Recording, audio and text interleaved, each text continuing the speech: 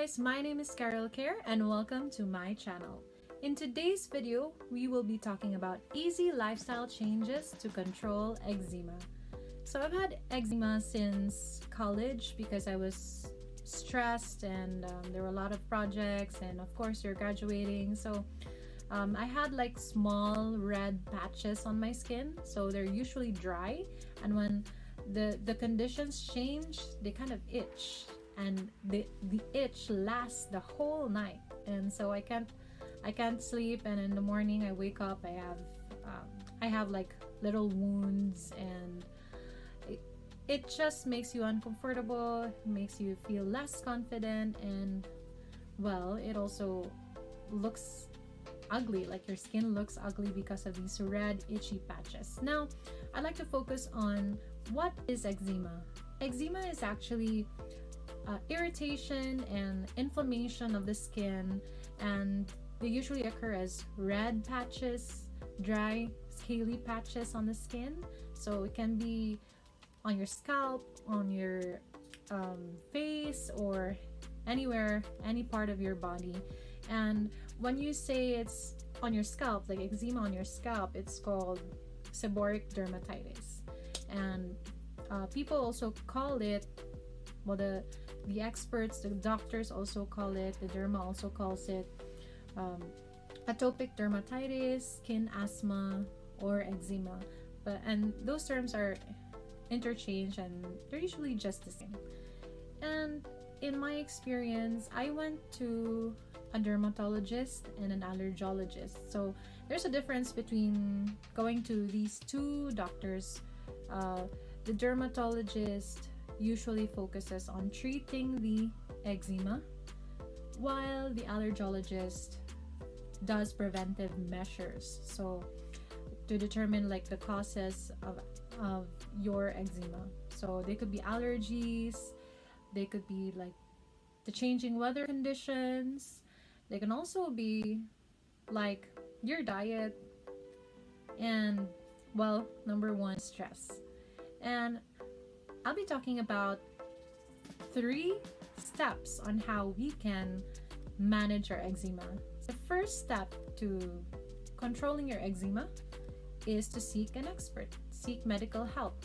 So this is really important because people skip this step and just Google it, like whatever they can find, or they ask their friends who've gone through that. It's really different when you go to an expert, you go to a dermatologist or an allergologist, because well, if you search for answers on Google or you ask your friends, it's not really the same. Like the answer is not tailored to your diagnosis.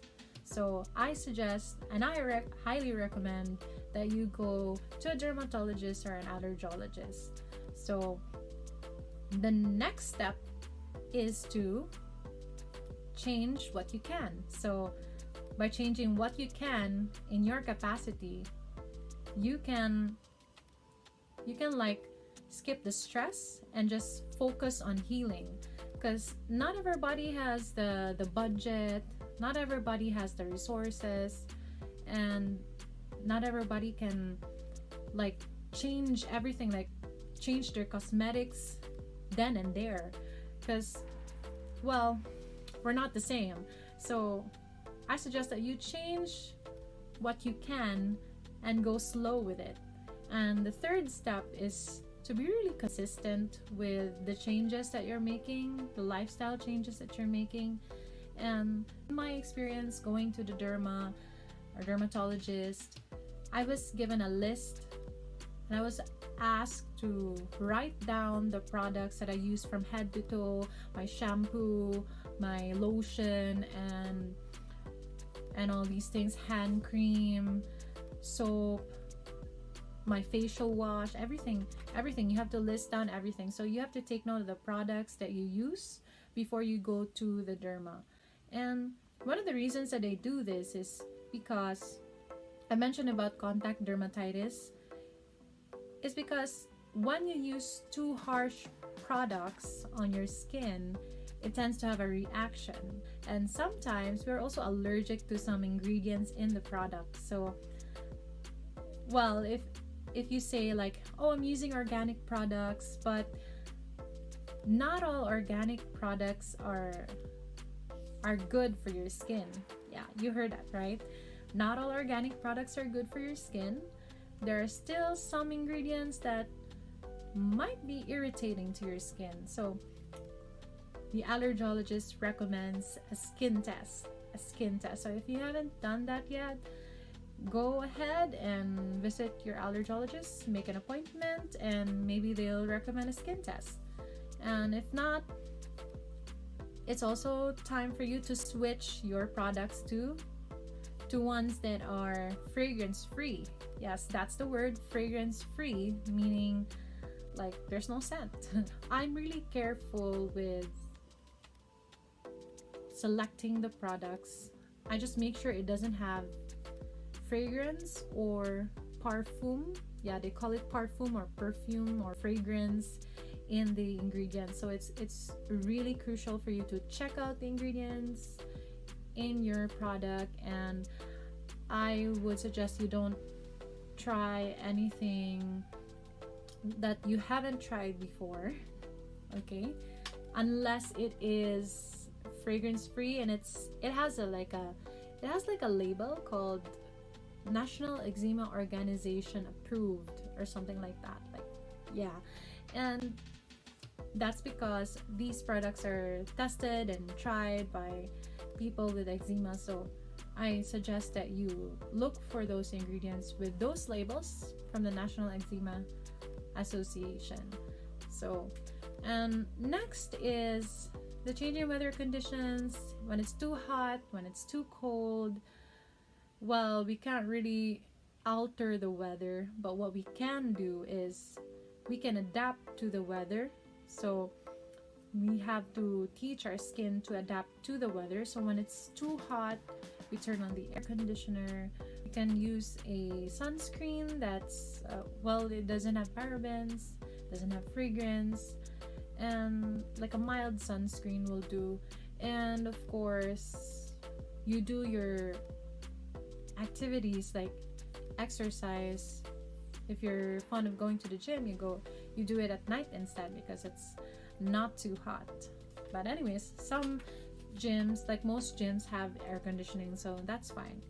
And next is really for the cold weather, like winter. I know some people, like, their skin cracks in winter, their lips crack during winter, and you have to find the best like moisturizer that fits you. So this is what the allergologist told me when it comes to hydrating your skin. So you have to drink lots of water, and of course when you sweat, when you're working out, after that you have to shower right away, and then you have to pat dry. So you do that, pat dry your skin, not like rub it in, because friction causes even more irritation, even more inflammation. And next is you put some fragrance-free lotion, and then you can rub it on your palm, and then you pat it dry. Again, don't rub it in because the friction causes more irritation. And well, the number one thing is also don't scratch. I know it's difficult, but scratching like gives you more of those scars or those wounds. Like it causes infection of the skin. Instead of scratching, like if it really itches, you can just do that and just pat it, like not doing this, because well, your skin can get infected and it can look ugly. So that's how sensitive the skin can be. And of course, aside from seeking an expert, you have to make some changes. So you have to switch to fragrance-free products. Of course, your diet, well, number one, like doctors don't focus so much on this, but it's given that once you eat healthier, like your skin will also be healthier, and the rest of your body. So recommend cutting on sugar, cutting on dairy, oily, fatty stuff, processed stuff, and just focus on dark green vegetables and also fruits. Go for a low impact exercises. Well, if you're not a gym buff, if you don't if you're not trying to build a muscle, you can always walk. I find that very helpful for me, because when I walk, like my happy hormones start to go out, and I don't feel so stressed anymore from work and from doing a lot of screen time. And with showering, like I limit the time that I'm in the shower, so like 5 minutes or less, because that also triggers like eczema if I stay too long in the shower. And yeah, another thing is, like, aside from changing your diet, and it's also like improving your hygiene.